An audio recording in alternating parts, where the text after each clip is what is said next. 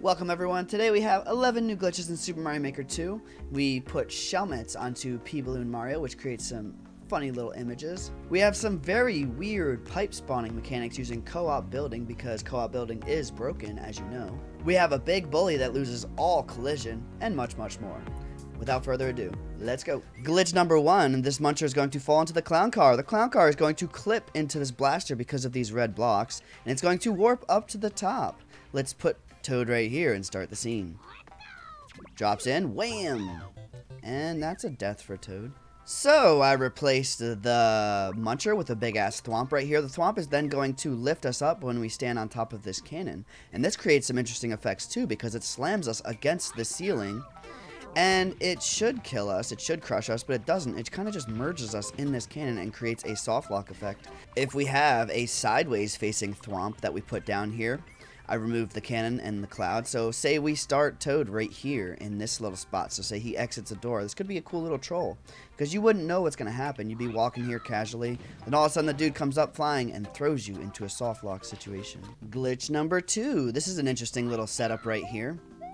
So this is a Muncher Stack in which you can actually walk across the top of it without getting hurt. You can see the Muncher up a few pixels above the semi-solid, but that doesn't seem to matter.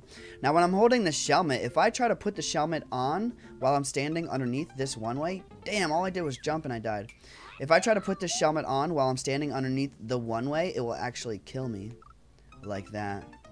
And apparently if we jump, it'll kill me like that too. Glitch number 3, when we fire a bullet at all of these power-ups, you're going to notice the bullet only interacting with the hats and not with the power-ups themselves. Here's what I mean. Notice how it deletes the parachutes from the hats, but not the power-ups themselves. Glitch number 4. I'm going to start the scene right here, and Toad will be stuck inside of the exclamation mark block. Which is, okay, whatever, you know, you got stuck inside of a block. Now, if I roll, it will actually activate a POW underneath me for some reason, like that. So I activated the left POW. If I activate the right POW now, it will actually clip me underneath the block and set me free. Glitch number 5, if I put ground here, these naked pipes become not naked pipes again, right? Now, if I take this ground and just move it away, notice how there is a little gap right here that's connected, which looks pretty cool. Apparently this has been around for ages, but it's still very interesting to me. Now this gap between the pipes will actually disappear when I start the scene, but it's still a cool little visual glitch.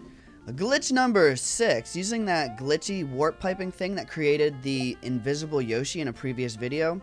If we carry an item with us, we can actually merge that item into other things. So say, for example, this spring is going to get merged into a pair of note blocks when Mario dies. It's interesting that you can't even hear Mario's death sequence. But check this out, we're going to go over here and look at what's going on. The spring is stuck between the note blocks. It's kind of cool. Bloop, bloop. We're going to take this one step further, perhaps. Let's grab a spring. Walk that over there. I'm going to grab a shell. Notice the crazy glitched out grabbing mechanic that we have now. And while we're at it, let's grab Yoshi and throw him in there too. For good measure. Alright. Come here, Luigi. Notice how everything that we just put in there is now clipped between a cannon and the pipe. Also small Mario.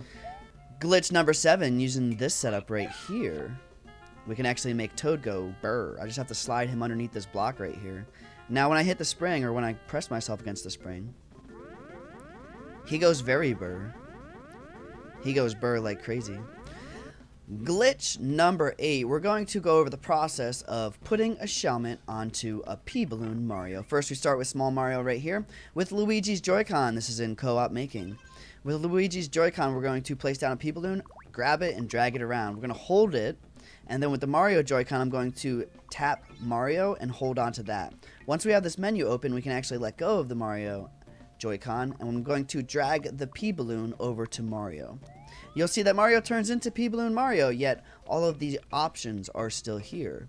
So we can place whatever Shelmet we want onto Mario. Let's do a regular Shelmet first, a Buzzy Beetle.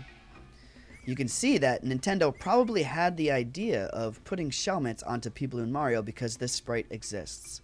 But this is a weird bubble / Shelmet onto PBalloon Mario. When we start the scene, you'll see that Luigi has one as well. And the Shelmet doesn't seem to be very useful at all, because it will not protect us against a spike or a thwomp. But it is a thing. This time, let's see what a Spiky Shellmet looks like. So we apply the PBalloon, tap the Spiky Shellmet, and look. It's the same kind of a bubble-like Shelmet that's on top of us. This time it just has spikes, and again, it has no real use. The spike will hurt me, and so will the thwomp. It does allow me to take damage, though. We have one more to test out. Let's see what the dry Bone Shellmet looks like.